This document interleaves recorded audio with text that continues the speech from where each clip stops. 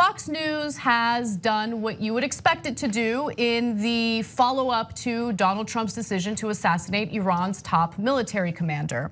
They are defending him and they're doing so aggressively. However, there was one person on Fox that kind of surprised me, and that was Heraldo Rivera. Take a look. When the de-escalation at the embassy happened a couple of days ago, that was the end of this chapter. The United States, with its firmness, had won the victory. It wasn't going to be Benghazi. It wasn't going to be, Tehran from 1980. We won that tactical victory. Now we have taken this huge military escalation. Now I fear the worst. You're going to see the U.S. markets go crazy today. You're going to see the price of oil spiking today. This is a very, very big deal. And I don't know if you heard, but this isn't about his resume of blood and death.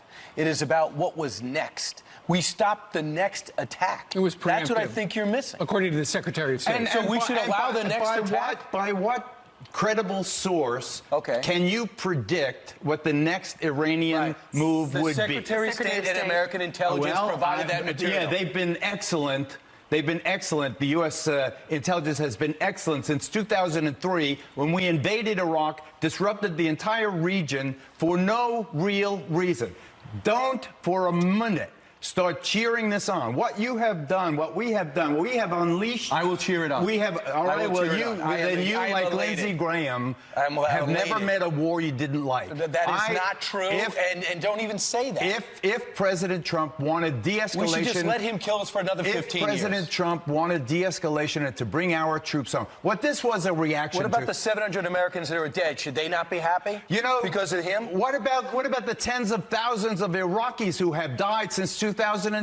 You have to start seeing things. What the hell are we doing in Baghdad in the first place? So you why are we there? Why aren't these forces You're blaming home? President Bush for the maniacal I am blaming President Bush. I am blaming President Bush in 2003 for those fake weapons of mass destruction that never existed and the con job that drove us into that war. Geraldo, I think there's a disagreement here at the desk on all of that. Every once in a while, there is someone on Fox who has this like strange moment of clarity, and it's always a fascinating thing to watch, especially when they're debating someone like Brian Kilmeade, who just responds, "I will cheer it on, I will cheer it on." He's such a clown. So Heraldo Rivera is absolutely right. I mean, I love the fact that he cited the ridiculous.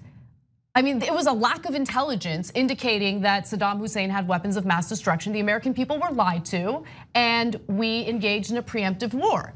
And something very similar is happening today. As we know, Mike Pompeo couldn't name anything specific when it came to Soleimani and how he allegedly served as an imminent threat to the United States. Where's the intelligence on that? Can we see it? No, we can't.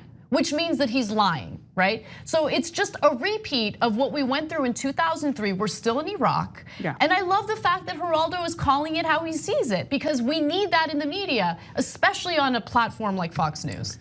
Well, also the good thing that Heraldo did is that he questioned even the premise that we're fit to dictate the events in the Middle East. I mean, he was saying like, and he was even mentioning dead Iraqis, which you never hear in the US media, even amongst liberals, you know, like you never hear, well, what about the tens of thousands of Iraqis we killed, which is probably even more than that. But so yeah, I mean, it is like a glitch in the matrix a little bit when something on Fox goes like that and you kind of have to agree with them.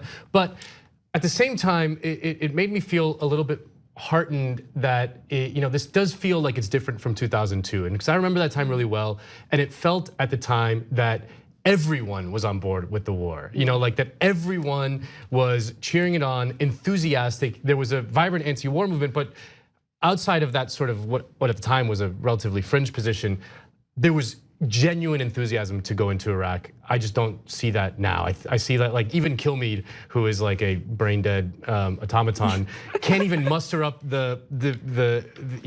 says the words, but I don't feel the same conviction. Yeah, I think you're right. Now I'm seeing similarities, and we'll go to examples of that in just a minute. But I think what makes this different is the country's in a different place, right? Yeah. Now, remember, the Bush administration tried to make it appear as though Iraq was somehow involved in 9/11 when it wasn't. Right. So that enthusiasm in 2002, I think, had a lot to do with the intentional misinformation about Iraq. And then also, look, I mean, we have been at war in Afghanistan and Iraq for a long time now, and we know what the cost is, both financially and when it comes to human lives. And so, yeah, Americans are sick of it because chances are someone you know or you yourself has a family member who has paid the consequences of this, military profiteering. It's like walking into someone's home, right, and shooting them dead, and then saying like, I suspected that this person was going to harm me in the future. It's stand your ground laws. It's absolutely stand your ground laws. And this is the culture this is the culture of America. And look, here's the thing, right? So I know that there are going to be bad actors, dishonest people who are going to watch our coverage and they're going to try to make it seem as though we're defending someone like the top. The person who just got assassinated. That is Soleimani. That is not what's happening here. We acknowledge he's a bad person. But you also have to acknowledge that Mohammed bin Salman's a bad person.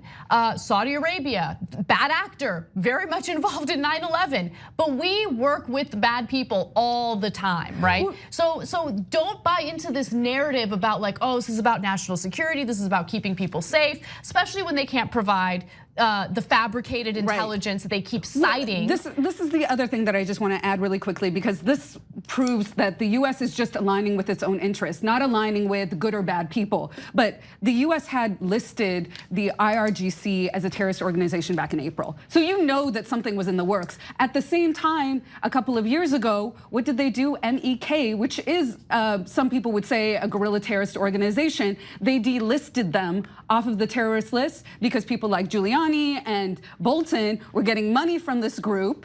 And so they had hedged their bets on MEK taking over and usurping the current Islamic revolutionary movement. So like, these guys are just looking out for themselves. And that's the big issue. And Soleimani, I do want to add this too, is definitely not a good guy either. And there are people in the region that are rejoicing in this moment because they've seen the bloodshed that his tactical strategic involvement in Syria, in Lebanon, putting down protests. He was just coming back from Beirut to Baghdad, actually making sure that the protests were not going to upset or destabilize Hezbollah. And so going from there to Iran's involvement in Iran, and of course, Iraq, and putting down protests in Iran themselves, like, there's not a lot of love lost on this guy, but that also doesn't mean we didn't need to put the region in a position to become horribly destabilized, even further, like further destabilized, right? So it's not simply about what the Trump administration did and how it impacted Iran or its military. It's about what comes after that. Absolutely. And then one final thing, because we haven't mentioned it at all through the show yet, and it's important to mention history, right? And mention how US aggression, not just recently, but throughout the decades, has led to the moment that we're experiencing right now. Look, the United States just orchestrated a coup in Bolivia to rid the country of a popular leader, Evo Morales, right? Now, leftist leader, of course. The US has a history of doing coup d'etats everywhere, including Iran. In 1953, the United States decided, we're gonna do a coup, we're gonna get rid of a democratically elected prime minister, Mohammad Mossadegh, and those actions lead to consequences. So when people ask, why is it that these Middle Eastern countries hate us so much? They don't hate us because they're jealous of us, okay? Don't listen to idiotic, superficial morons like Bill Maher, okay? Open a book, look into history, and understand how US aggression toward democratically elected leaders in other countries has led to the experience that we're seeing today. Yeah, period. It's the other thing that I would add is that just 2 weeks ago, the Washington Post published something called the Afghanistan Papers, which showed that basically everything that the government has told us about the war in Afghanistan since 2001 from the very beginning, Bush administration, Obama administration, and the Trump administration has been a lie. Basically, everything has been a lie. So whatever narrative the Pentagon or the State Department pushes now on this intervention, whether there was some sort of imminent strike coming on behalf of the Islamic Revolutionary Guard, it's all lies. It's like you can't trust any of it, and that's what drives me crazy about the way the media reports it, not just Fox News, but like the New York Times. They'll just parrot whatever the State Department or the Pentagon says uncritically, when they themselves just uncovered that everything about the Afghanistan war was a lie. Basically everything. Right. They'll just repeat the same mistakes over and over again in regurgitating State Department talking points. Right. So as I love that you were urging people to take a look at the history of our involvement in the region, because it's not only just been 1953, it's not only it's just throughout the decades. It's throughout the decades. And then also this is something else we talked about earlier, Nando and I, was that when we say no war with Iran, we should take a step back, because we have had economic sanctions on Iran, and that is a form of warfare. Yes. And who suffers? It's always the people. And I love the fact in the earlier hour you were talking about, and Hernando Rivera too, that the people on the ground are an afterthought to us in the US. And we think about, it's gonna be World War III, just because we think that American troops are gonna come back in body bags. That's our only conception of what it means for us to be violently involved.